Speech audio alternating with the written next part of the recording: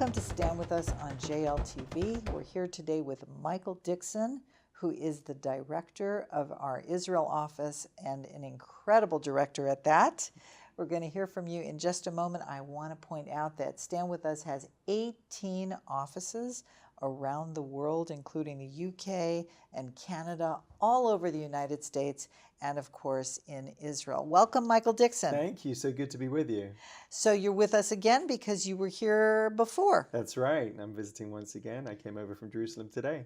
Fantastic. Great to have you with us, and you'll give us an update. Tell us what's going on in Israel from your perspective, from our perspective, the challenges, what you're doing, and what you're doing proactively to educate and inform massive amounts of people from our office in Israel. But first, yes. I want to remind everybody that you were not born in Israel, were you? That's right. I made Aliyah to Israel from the UK. I was born and raised in the UK. And I was born into a very warm Jewish family that always supported Israel. Israel was so important in our lives. My parents had been there when they were young, and they raised us always to support Israel. You know, we always say Zionists aren't born, they're created, they have to be created. So I was in that kind of a home and a community that was very devoted to Israel. So I guess it was only natural that at a certain age, once I was married with two very little kids, we then made Aliyah and moved over to Israel. So I will assume that your wife, Deborah, yes, actually grew up in a similar home environment, loving Israel in the UK to you. So that became a very good decision that the two of you made together to make Aliyah. Absolutely. We went there. We never looked back. We've raised our kids there. We now have 5 children. Thriving. He has 5. Yeah, 5. Did you catch that? 5 children. Okay, I went nuts with 3, but I am so impressed. I am so impressed. Credit to my wife.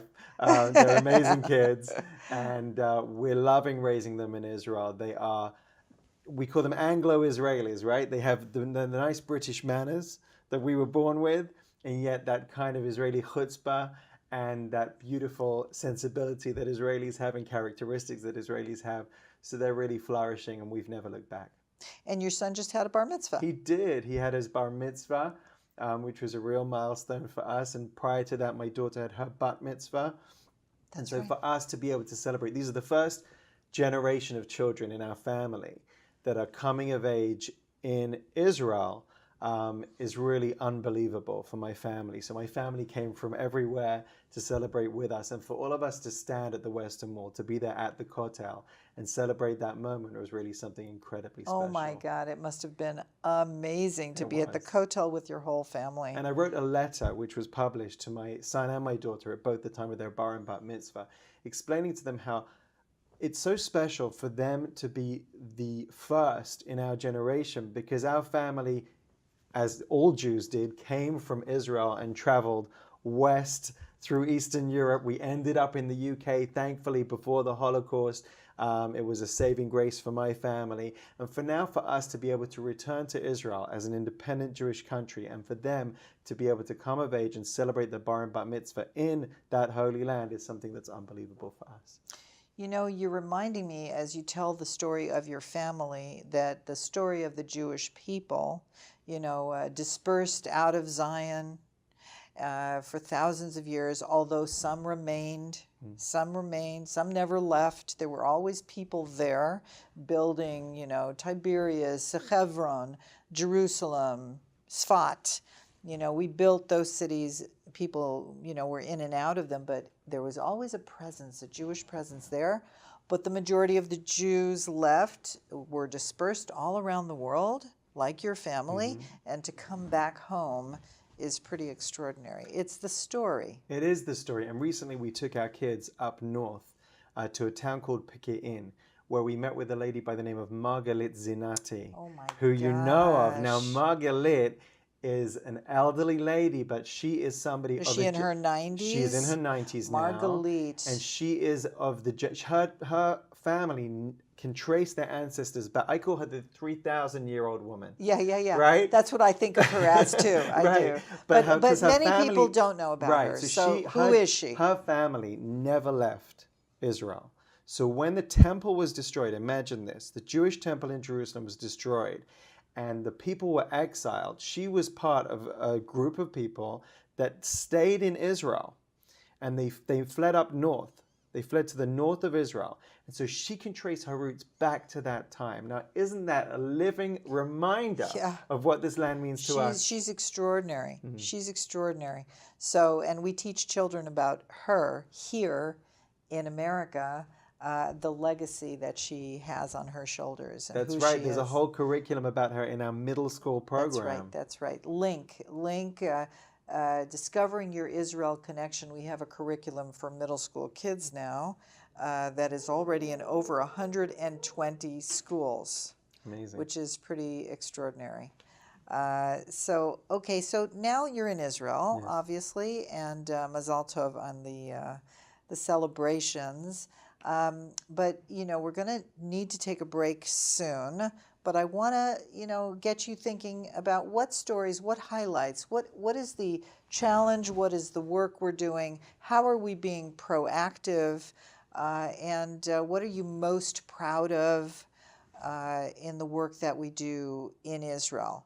So we're going to be right back, but don't leave because this is going to get very interesting. And by the way, if you're taking a trip to Israel, visit Jerusalem, visit our Jerusalem office. It's right across the street from the King David Hotel on a street called Stand With Us.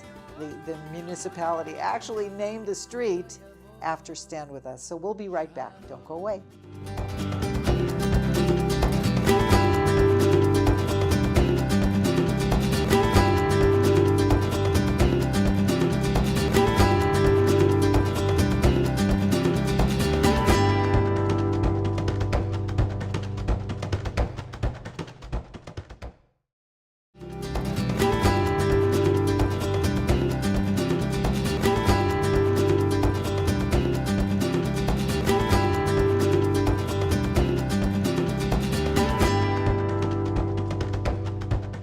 Welcome back to Stand With Us on JLTV. We're here with MichaelDickson, the director of our Israel office, and you are full of stories. I know you are. Let's start with the framing of what informs all the work of Stand With Us: low information, low inspiration, and anti-Semitism. So that's what informs the work that we do wherever we are, and we're in Israel with you.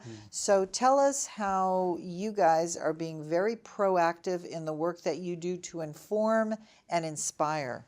Well, it happens in two ways. We're educating Israelis themselves to be better ambassadors for their own country so that they can represent the Jewish state all around the world.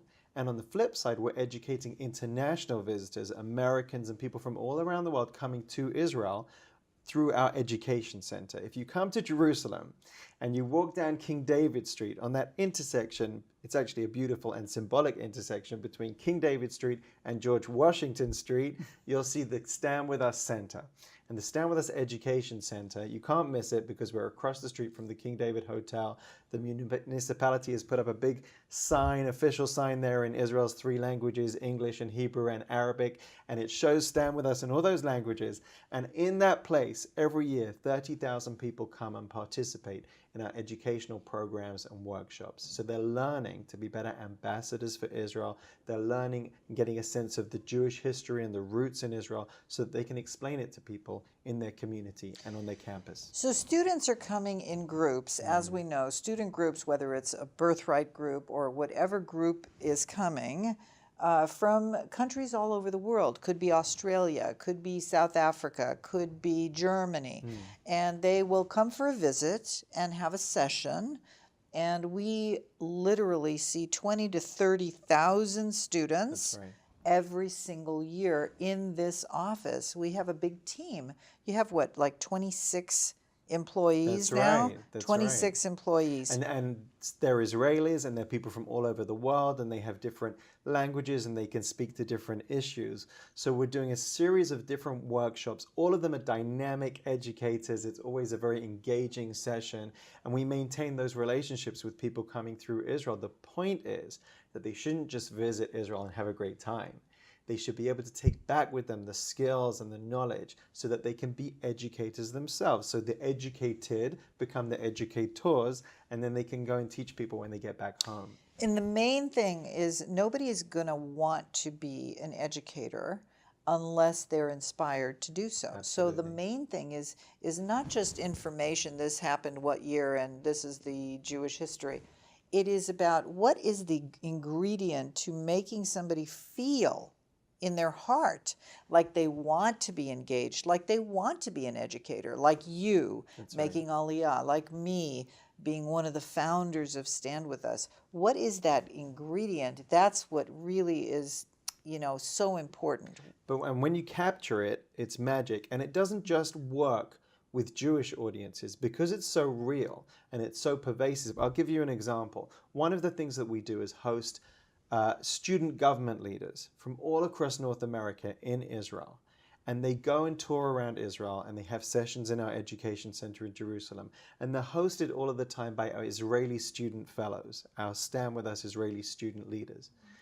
And it's an inspiring time for them, because then when they go back, these are people of influence on student governments, their student body presidents, and they're going back and they may vote actually in their student body on issues related to Israel. So we want them to know and love Israel.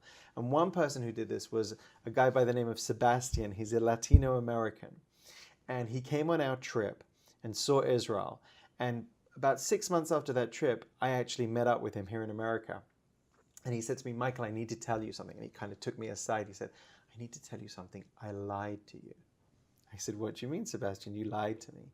He said, well, I knew when you were recruiting for this trip to Israel, you were looking for people who were, leaning towards pro-Israel or maybe on the fence about Israel. But actually, in my heart, I hated Israel. And I had this prejudice against Israel. I said to Sebastian, if that's the case, why'd you come on the trip? He said, I wanted to see everything I'd been told about Israel, the racism and the supposed apartheid. I wanted to see that with my own eyes. And instead, what I saw was a completely different story. And it changed my life. I don't hate Israel anymore. Actually, I love Israel. And I call myself a Zionist. And we hired him, by the way. We hired him. We hired Sebastian. Right. He now works for us. He is Christian and he is a Zionist and he lectures around the country. Actually, his job is reaching out to Hispanic people in his own language, telling his story and educating them about Israel, about the facts. And what an amazing turnaround for that young man. Yes. And that's all through the education he had through Stand With Us. Yes, yes, yes. And that is why you should be supporting Stand With Us. Make sure that if you can, that you help us grow, that you help us sustain this important, important work, and that you also find other people who can become involved with us and help us. If you know anybody with a foundation, help us grow. So that is a great, great story. I know that we're probably reaching a break time, but when we come back, I'd really like to talk about the fellowship, taking young Israelis from the army and their entire experience being in the IDF to taking them into a very different world of diplomacy, of telling their own stories, of sharing with others around the world who they are, what their experience is, how they connect and build bridges with people around the world because of the Israeli fellowship. So I want you to tell us how that's working, because we're about to graduate our 2000th Israeli fellow. So don't move. We'll be right back with how we take the IDF soldier from soldier to diplomat, ambassador. Thank you so much, Michael. We'll be right back.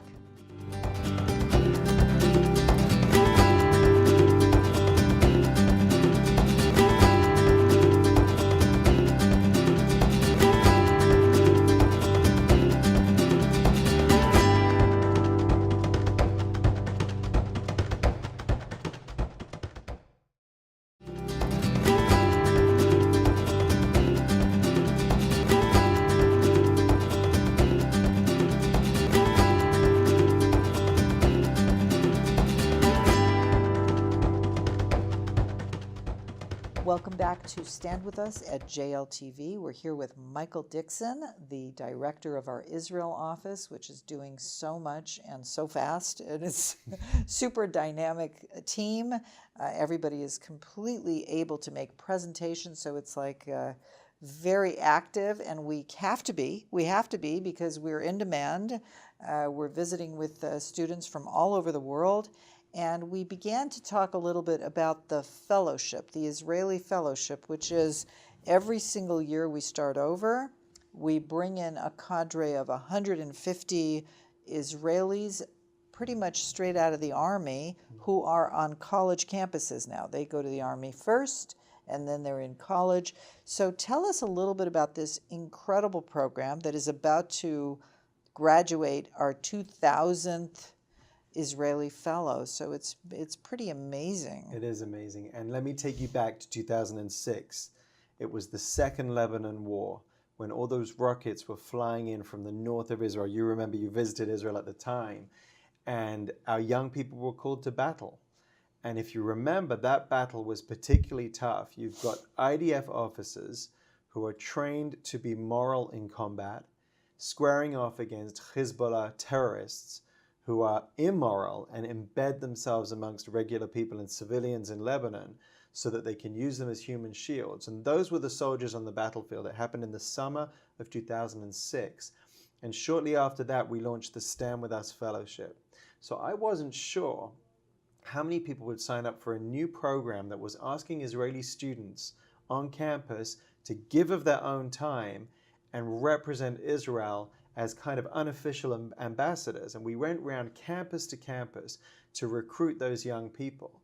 Well, I was amazed that we had lines of people around the corridors lining up to interview so that they could be part of this program. And what was palpable was the sense of service that they felt. So they had just come from the battlefield.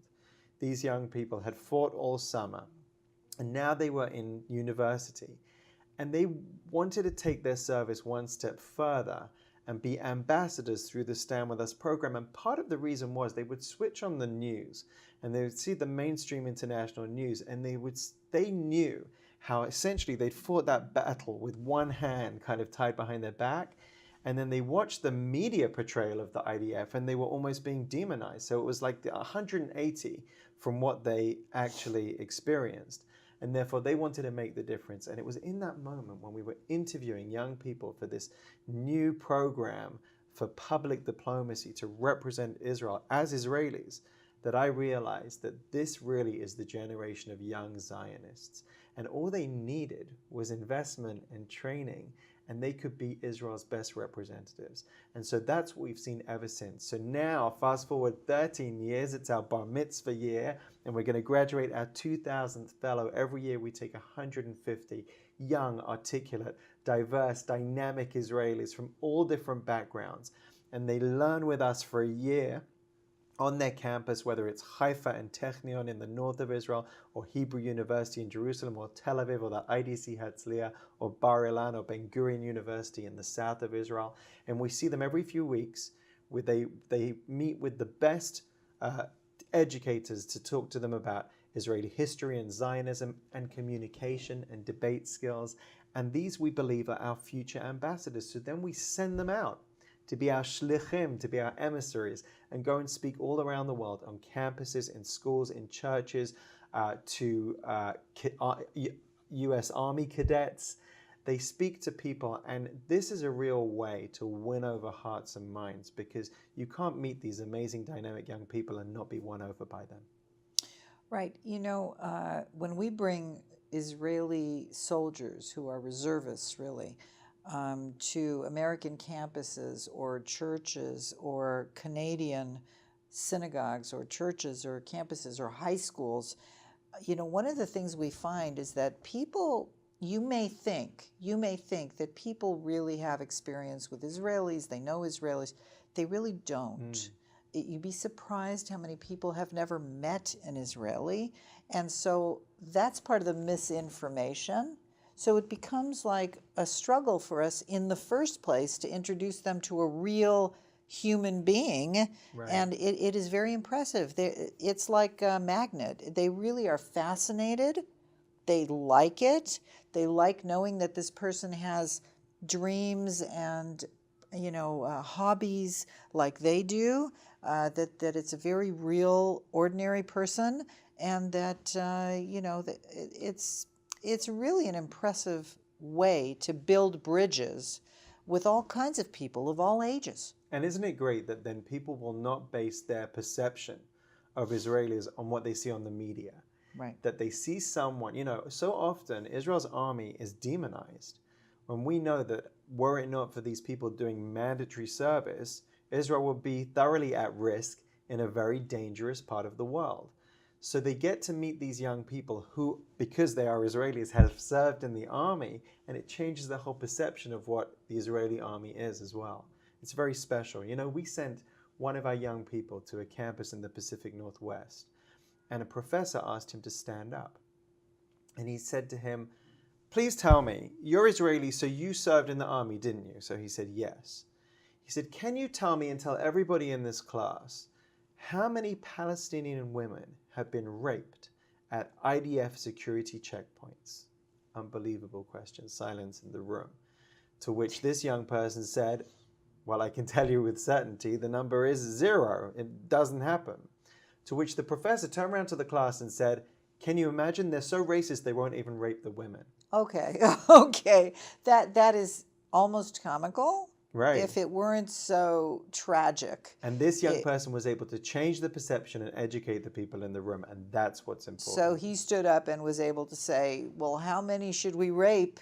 How many, I heard this story before, how many should we have raped to qualify as not being racist that we are raping? I mean, it was such a crazy question, Right. like how often do you beat your wife kind of Right. question where you can't possibly have an answer. Thank you so much for being with us today. And next time you come back to Los Angeles, hopefully you'll come and visit us again. Absolutely. Give us a good update. Yes?